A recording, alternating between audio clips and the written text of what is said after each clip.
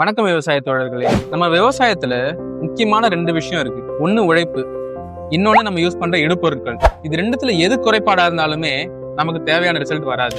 உழைப்பு நம்ம கண்ட்ரோல்ல இருக்கு, ஆனா இடுபொருட்கள் இன்னுமே நம்ம 968 போட்ட சட்டத்தையே வச்சுக்கிட்டு பூச்சி மருந்துகளை யூஸ் பண்ணிட்டு இருக்கோம். ஆனா இன்னைய தேதிக்கு அதுல நிறையவே மாற்றங்கள் தேவைப்படுது. அதுக்காக தான் இந்த 2025 புதிய பூச்சி மருந்து மசோதா, அதாவது பெஸ்டிசைட் மேனேஜ்மெண்ட் பில் 2025 கொண்டு வராங்க. இந்த சட்டத்துல விவசாயிகளுக்கு ஆதரவா நிறைய விஷயங்கள், ஆனா நம்ம கூர்ந்து கவனிக்க வேண்டிய சில விஷயங்களும் இருக்கு. யார் பக்கமும் சாயாம ஒரு விவசாயியா கலை யதார்த்தத்தை புரிஞ்சுக்கிட்டு இந்த சட்டத்தை எப்படி அணுகணும் அப்படின்னு இந்த வீடியோல பார்ப்போம். எளிமையான முறையில விவசாயத்தை கத்துக்க ட்ரோன் கார்னை ஃபாலோ பண்ணுங்க. முதல்ல இந்த சட்டத்துல இருக்க நல்ல விஷயங்களை பாராட்டிடுவோம். ஏன்னா அரசாங்கம் இப்பதான் விவசாயிகளோட பிரச்சனைய ரொம்ப ஆழமா கவனிக்குது. விவசாயிகளுக்கு இருக்க பெரிய பிரச்சனையே போலி மருந்துகள்லாம். நம்ம காசு கொடுத்து மருந்து வாங்கியும் அது வயல்லையும் வேலை செய்யாம நம்ம காசும் பெரியாய் பயிர் நாசமா இருக்கே, இதுதான் விவசாயிகளுக்கு இருக்க பெரிய வழி. இத இந்த சட்ட திருத்தம் சரிப்படுத்துது. இனி போலி மருந்து வித்தா சிறை தண்டனை மற்றும் பெரிய அபராதங்கள் இருக்குன்னு இந்த சட்டம் சொல்லுது. இது ரொம்பவே வரவேற்கத்தக்கது. அடுத்த சிறப்பம்சம் நஷ்ட ஈடு. தரமற்ற மருந்தால நம்ம பயிர் நாசமாச்சுன்னா அதுக்கு இழப்பீடு நம்ம பெற முடியும். இதுவும் ஒரு ஹைலைட். சட்டம் என்னதான் விவசாயிகளுக்கு சாதகமா இருந்தாலும் ஆனா இதுல சில நடைமுறை சிக்கல்களும் இருக்கு. அது என்னன்னு அடுத்தடுத்து பார்ப்போம். முதல் சிக்கல் பரிந்துரை சீட்டு. இது ஆக்சுவலா ஒரு சிக்கல் கிடையாது, இது ஒரு நல்ல விஷயம் தான். அதாவது வீரியமிக்க ஒரு மருந்து நீங்க வாங்கணும்னா அக்ரி ஆபீசர்ட்ட ஒரு ரெக்கமெண்டேஷன் வாங்க வேண்டியது இருக்கும்.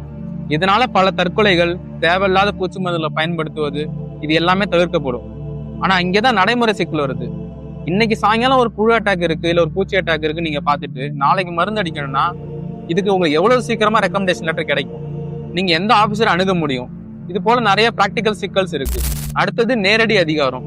அதாவது ஒரு அதிகாரிக்கு மருந்து கடையை எந்த நேரத்திலும் ஆய்விடவும் இருக்கிற மருந்துகளை பரிசோதிக்கவும், சப்போஸ் இது ரிசல்ட் தப்பா வரும் பட்சத்துல அந்த மருந்து கடையை முடக்கவும் உரிமை இந்த சட்டம் தருது. இதுவும் ஒரு வரவேற்கத்தக்க விஷயம். இருந்தாலும் இது ஒரு தலைபட்சமா நடந்துடக்கூடாது.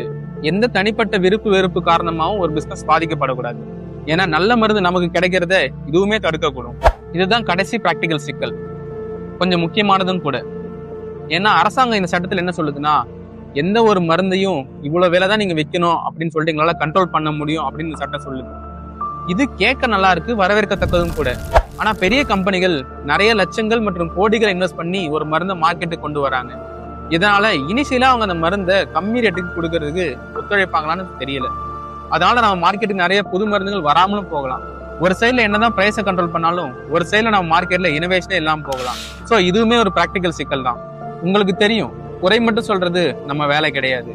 சோ விவசாயிகள் சார்பா ஒரு 3 பயனுள்ள ஆலோசனைகளை இந்த சட்டத்துக்காக நம்ம முன்வைக்கிறோம். முதல் தீர்வா என்ன சொல்றேன்னா, டிஜிட்டல் ரெக்கமெண்டேஷன்.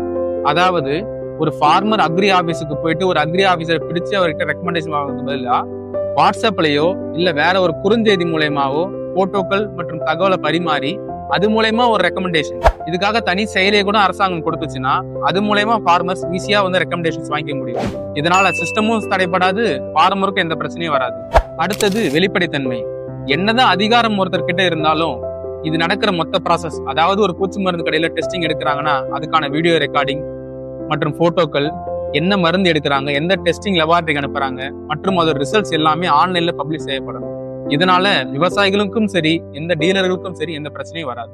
மூணாவது சமநிலை.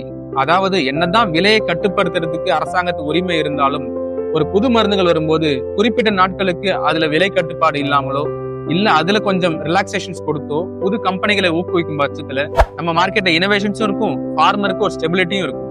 ஆக மொத்தத்துல இந்த புதிய பூச்சிக்கொல்லி மசோதா ரொம்பவே வரவேற்கத்தக்கது. இந்த மசோதாவை பத்தி உங்க கருத்து என்ன?